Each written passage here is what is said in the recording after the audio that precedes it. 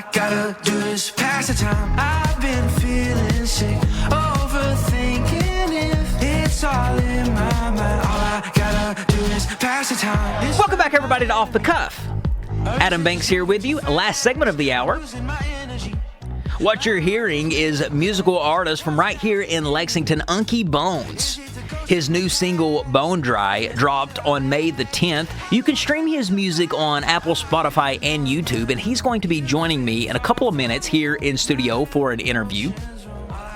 But before I bring him in, I got to play some of his music for you. So for Off the Cuff's Song of the Week, folks, I have a Unky Bones special for you. This is actually his newest single. His newest single, Bone Dry, like I said, dropped on May 10th, and that's what we're going to hear right now. So, folks, without any further ado, sit back, relax, and enjoy Bone Dry by Unky Bones. We'll be back after the song, and we will have Unky Bones in studio. Stick with us. I was full, just pressure in my chest. Unky Bones, ladies and gentlemen. That was Unky Bones with his newest single, and I love that song, Unky. Thank you so much for being here in studio with me. Yeah, thanks for having me. Now, can I call you Unky? Yeah, go for it. Is that what people call you, or do they just call you Unky Bones? Yeah, I answer to Unky actually more than my own name. So I do like that name, so I'm curious, man. How did you come up with Unky Bones? It's a funny story. So I was on a TikTok live. I guess it's not too crazy, but somebody was talking about that they had an uncle, and his nickname was Bones, and so everybody started going, Unky Bones, and I was like, me too. And so I changed it to, instead of UNCY, it's UNKY, so it's like funky without the F. Are you an uncle in real life? Okay. I'm not. Well, you already have your name, dude. Yeah, there we go. That's what's cool about it. So, let's describe your sound, because I keep calling you a musical artist, but I'm sure there's a genre you belong to. Now, listening to your sound, I don't want to just categorize you. So Right. How would you describe your sound? I usually say I'm like indie pop or alternative pop, maybe indie rock sometimes, depending on, because we have some more like distorted guitars and things like that are influenced. Yeah, so I would say somewhere in there. I'm definitely influenced by a lot of different things. So you got rock and pop and like maybe even like little bits of like Americana and stuff that might pop up in there from like my past. But Now, are you from Lexington? no, originally I'm from Eastern Kentucky, so I'm from Hazard. Oh my gosh, dude, I'm from Eastern Kentucky. Really? Yes. What part? Knott County. Oh, okay. Right beside a Hazard. Let's go. There's Perry County, then there's Knott County. Represent. Where did you grow up at Hazard? So I grew up in Grapevine. Okay, I So know. like right outside, like right on the line of like Breathitt County and Perry County, pretty much. Did you go to Hazard or Perry Central? I went to Buckhorn actually. Oh, Buckhorn. Yeah. Okay. I've never met a person from Hazard I haven't liked. So, dude, I mean, and you just are another example of somebody that I like. Let's go. I mean, because Hazard people are special. Some of my best friends are from that area. It's a great place. Well, I'm glad I'm keeping up the good name. Well, what's it like being a part of the music scene here in Lexington? How do you get treated? What's it like just being an artist here in Lexington? Because are you living here now, or are you still living in Hazard? No, I live here now. Yeah. Okay, you're living here. So are you getting along with other artists, or is it just kind of a lot of backstabbing, a lot of just backbiting? No, honestly, I mean, I've met a lot of really cool, sick people. I mean, been very accepted in a lot of communities. I feel like it's been a great time ever since I've been here. Like, I've made some really good friends. Some of my best friends come from the music scene here, so. From the music scene. Now, have you done any collabs with them, or is that something in the future you're wanting to do? Definitely working on some things with some cool people. So what inspired you to get into music and start making music on your own? So I'd say when I first started playing music, it was because my mom actually used to play guitar and like sing me to sleep at night. So I was like, I want to learn how to do that. So she taught me how to play a few things. I taught myself. I just ran with it and kept expanding.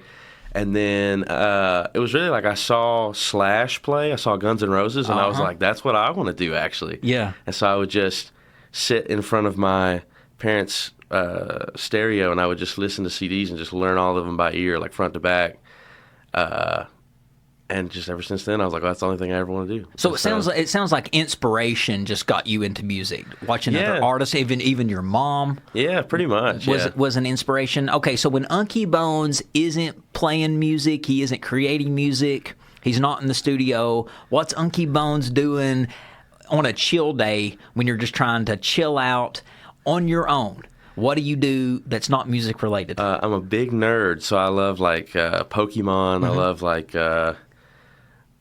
I watch a little anime. I love like Marvel stuff. Pretty much if it's nerdy, I'm probably into it. And like on the weekends, my partner and I, like we love board games, so we're always like going to little nerdy coffee shops and like playing board games. Well, I seen on your Instagram, or it was Facebook, one of them, you said you described yourself as a mix of a, I don't even know the name. It's a Pokemon thing, and I never watched Pokemon. A Tamagotchi. Is that Pokemon? No, that's like it's like this little Japanese toy where you like take care of like a little pet, and it's like people put them on their keychains and stuff. Yes. Oh yeah. That was actually out when I was a kid. The Tamagotchi. What was it called? Yeah, Tamagotchi. Tamagotchi. Yeah. So in my bio is a Tamagotchi and a motorcycle had a baby. And that's me. I like that. I do like that. Well, dude, I mean, it does represent your style a little bit. Even like you have a whole vibe here in the studio. So I love what you're bringing. But you are also, when you call yourself a musician, I love that because you also write your own songs. So I'm always curious to ask people this that write their own music. What do you do before you get started? What inspires you to write a song? How do you come up with the ideas? Do you have a routine that you go through before you sit down and write? Do you have to drive away and tuck yourself away at a cabin somewhere for a weekend? Like, how do you sit down and write your music? Not necessarily. Honestly, it can come from a lot of different places. Just for a couple examples, like I have a song that I did way back in the day called 939, and I wrote it because I had the number 939 like stuck in my head for like 3 days straight. I couldn't, like, no matter what I thought about, I could see that number in my head. Yeah. And so I went to the studio, and shout out Austin Jones, my producer, the greatest in the world. He was like, we should just write about it. Maybe that's how you get it out of your head. So we did. We made a song out of it, and it worked. Got it out of my head. Recently, I have a song that's coming out in August called Wonky, and I wrote that because I had a headache, and I was like, I feel wonky today, so let's just write about that. Right. What's your favorite part about creating music? I definitely think it's just the release of emotion. Like, I have a lot of songs, too, that are inspired by, like, past events and things that I've experienced, and I think it's really nice when you feel something that maybe you can't necessarily explain, you can write about it and maybe explain it more than you ever could have just speaking it out loud. Yeah. It's a creative outlet. I always tell people to be careful when you're dating or you're friends with somebody who can write music or really has a creative outlet. Don't make that person mad because you're going to end up in a song. Yeah, you're going to end up on the radio. You're going to get that Taylor Swift treatment. Yeah. I mean, it seems like everybody she dates, she's got a song about them. I think one of her Swifties, made this thread of all the songs that she created, and she had out from the song who it was about. So Harry Styles had a song. I don't know all of her ex-boyfriends, but they each one had a song. Have you ever wrote a song about an ex? Yeah. Yeah. I mean, I feel like we've all done it. You can't deny it. Yeah. And is it to the point to where they'll know it's about them, but nobody else would? I think some of the ones I did in the past, yeah. I think these days if I write something about somebody from the past, I try to be a little more ambiguous because, I don't want to make anybody feel bad, regardless of what we went through. I don't want to publicly blast somebody. Well, yeah, because at the end of the day, yes, you were together at one point, and obviously, if you stayed together, there was some good times. Yeah. So they wasn't all bad. So you don't want to burn the bridge completely. Yeah, you want to leave them in the past, but you don't want to be a big butthole about it, Exactly. So are you big into performing live outside of the studio in front of an audience? Yeah, I love performing. I think probably performing might even be. It's pretty up there with just like even creating. Like I just think I was just born to be a performer, so I just like entertaining. How do you connect with your audience during a performance? I think it's just all about involvement, letting people know that like you see them, you're glad that they're there. Like I love doing stuff where like maybe I'll be like when I say Unky, you say Bones, and then I have the crowd interaction. just stuff like that. I think just making people go home and be like, wow, I got to bring a friend next time because I had such a good time.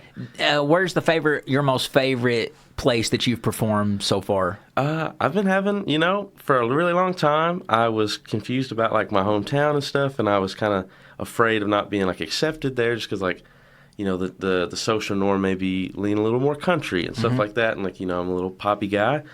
But recently I've found a really good audience there, and like they're really super supportive, really ride or die, and just everything I've done there recently has just been really stellar. So I've been really happy with that. I understand 1,000% when you talk about the area because I'm from the area. Yeah. Knott County, Hazard, tomato. Yeah. Am I right? Yeah, pretty much. Yeah. I mean, I know what you're thinking. You're thinking, we're a little better. We're a little better. That's what you're thinking. That's what all of what do you call yourself? What do hazard people call themselves? I've always said Hazardians. I don't know. Hazardians? Well, you Hazardians think just a slight better that you're better than us Knott Countians. Maybe, I don't know. But I know what you're talking about. It's a very... I feel like that coming from that area myself, I feel like sometimes that people have tunnel vision and they don't get outside of the box. Their thinking's one way, but that couldn't be further from the truth. There's so many people there that's just like anybody from anywhere else. I mean, absolutely. We're sitting here in Lexington, but both of us are pretty much from the same area. Yeah. And we're both out here doing creative things. Right. And and I know several talented people from the Eastern Kentucky area that may be a little flamboyant, or they may be just kind of off the wall and a little just out of the circle just a tad. Right. But that just, I think that people like us, we need to keep doing what we're doing just to show people that still live there that they can be themselves and express themselves regardless of where they're from. So, absolutely. What have you not done in your career so far that you still want to do? Well, obviously I want to win a Grammy. It's right. like, that's the ultimate thing.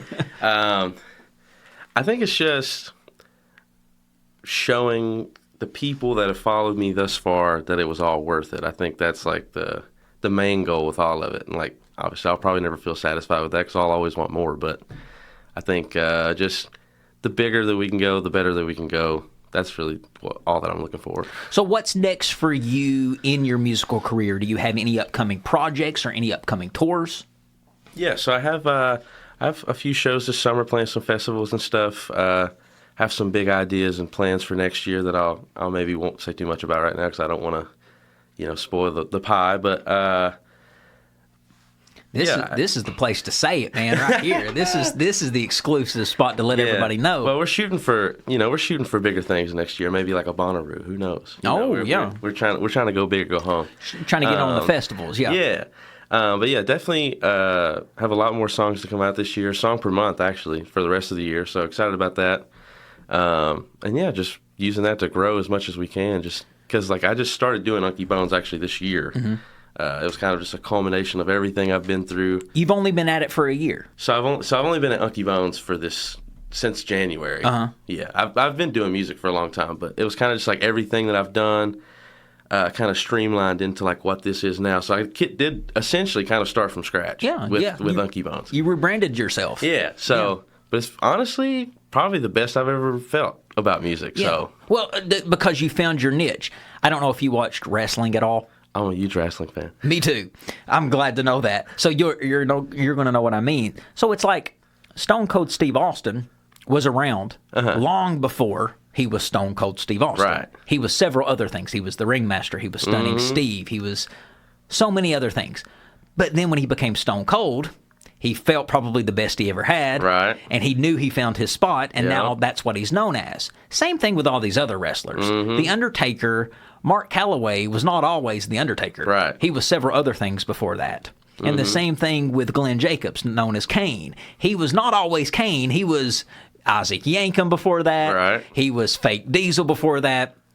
So he found his niche. Same thing with you. You were several other things before. Now you're Unky Bones, and you're going to take that and run with it. We're going to the moon. You mentioned, your upcoming or your latest release, Bone Dry. Can you talk about that song a little bit? What it's about?